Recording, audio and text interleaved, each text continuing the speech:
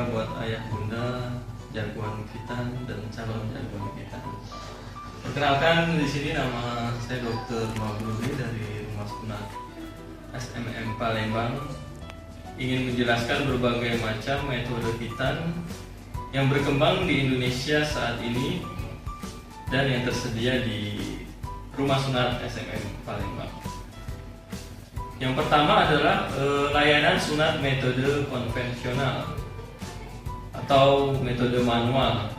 Ini merupakan metode hitan yang umumnya digunakan, di mana kita menggunakan gunting, menggunakan benang untuk menjahit luka hitan.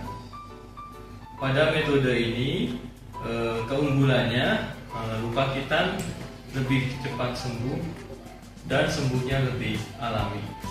Namun ada kekurangannya metode konvensional, terutama pengerjaannya yang lebih lama dan anak lebih merasakan nyeri ketika dikerjakan karena obat bius bekerja berdasarkan waktu tertentu.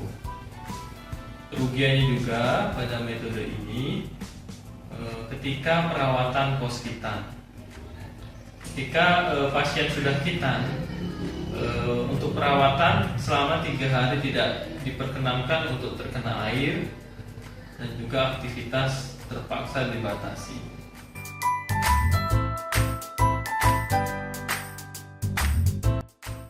Metode yang kedua yang ingin saya terangkan atau jelaskan di sini adalah metode electrocauter yang dikenal di masyarakat dengan istilah sunat laser. Sebenarnya bukan laser yang kita gunakan di sini, adalah besi panas atau solder yang kita gunakan untuk memotong jaringan yang akan kita potong ketika sunat. Keunggulan dari metode ini adalah luka yang ditimbulkan minim pendarahan. Kemudian pengerjaannya cukup singkat karena kita tidak perlu repot untuk mengatasi pendarahan seperti metode konvensional. Akan tetapi untuk metode ini masih perlu jahitan untuk menyatukan antara mukosa, yaitu jaringan di bawah kulit, dengan kulit di kulit di penis. Kelemahannya kalau menggunakan metode ini, yang pertama sama seperti metode konvensional, dia masih perlu dijahit. Kemudian masih tidak boleh diperkenankan juga untuk terkena air. Jadi perawatannya cukup merepotkan ayah bunda karena cukup repot anak tidak boleh terkena air selama 3 hari.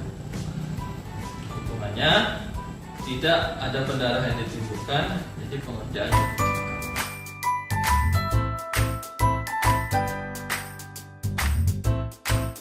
Metode ketiga yang terkenal saat ini yang sedang booming di Indonesia yaitu adalah metode klem. Jadi klem ini adalah suatu alat, dia sifatnya steril, keunggulannya sekali pakai, digunakan untuk hitan. Dengan metode klem, penggunaan hitan lebih menjanjikan untuk tidak terkena infeksi karena penggunaan alat steril dan sekali pakai, tidak digunakan secara berulang-ulang.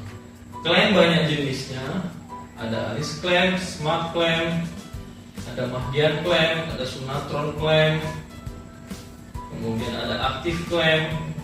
Prinsip kerja klem ini sama, dia berfungsi sebagai pengganti jahitan nanti ketika sudah dilepas. Jadi ketika kita menggunakan klem ini tidak perlu jahitan dan perawatannya tidak perlu perhatian yang ekstra seperti metode klem, metode laser atau metode konvensional. Keunggulannya ketika kita menggunakan metode klem, yang pertama kita terhindar dari penyakit menular. Seperti kita ketahui, penggunaan alat yang berulang maka itu akan meningkatkan resiko infeksi bagi penggunanya. Dengan metode klem, alat yang digunakan steril, sekali pakai, maka kejadian itu akan sangat diminimalisir. Terus yang kedua, keunggulan dari metode klem adalah tidak memerlukan jahitan. Karena dengan metode klem ini dia berfungsi untuk merekatkan antara mukosa dan kulit.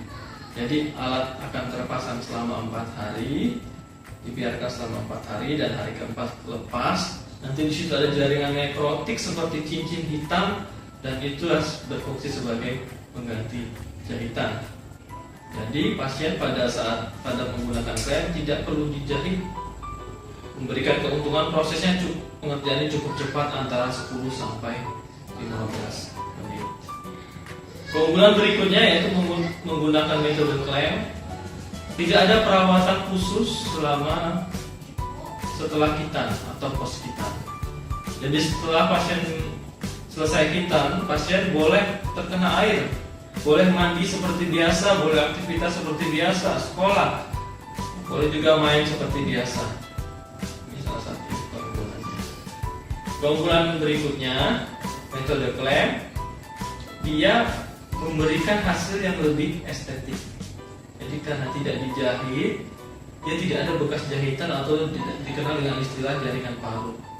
Jadi tidak ditemui jaringan parut pada metode klem. Kelemahannya metode klem yaitu satu, pada hari keempat kita perlu untuk membuka klem tersebut. Biasanya pasien akan merasakan sedikit nyeri, tapi hal itu bisa diatasi dengan pemberian obat-obatan pengurang nyeri dan teknik khusus untuk menekan nyerinya. Kemudian harganya yang cukup mahal, bukan mahal, karena kita menggunakan alat yang steril dan sekali pakai. Untuk di SMM kita pakai alat klem yang didatangkan langsung dari Turki.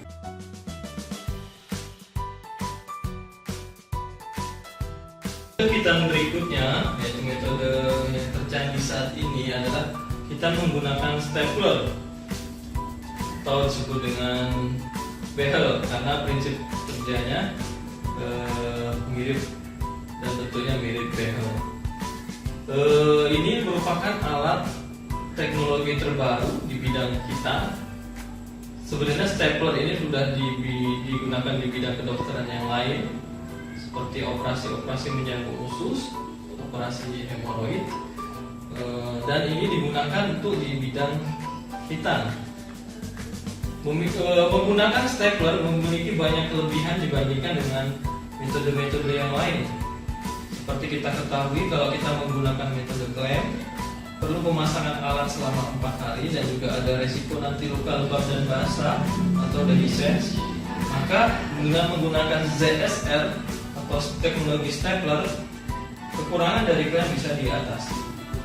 Kelebihan yang lain yaitu keamanannya tinggi dan akurat, kemudian potongannya otomatis, pengerjaannya cepat, minim nyeri. Jadi ini sangat cocok untuk kita semua umur, terutama untuk pasien-pasien dewasa. Penggunaan ZSR saat ini bisa didapatkan di rumah sunat SMM. Menggunakan metode ini hanya satu kelemahannya, yaitu harganya yang mahal karena alatnya masih terbatas dan masih harus diimpor dari luar negeri.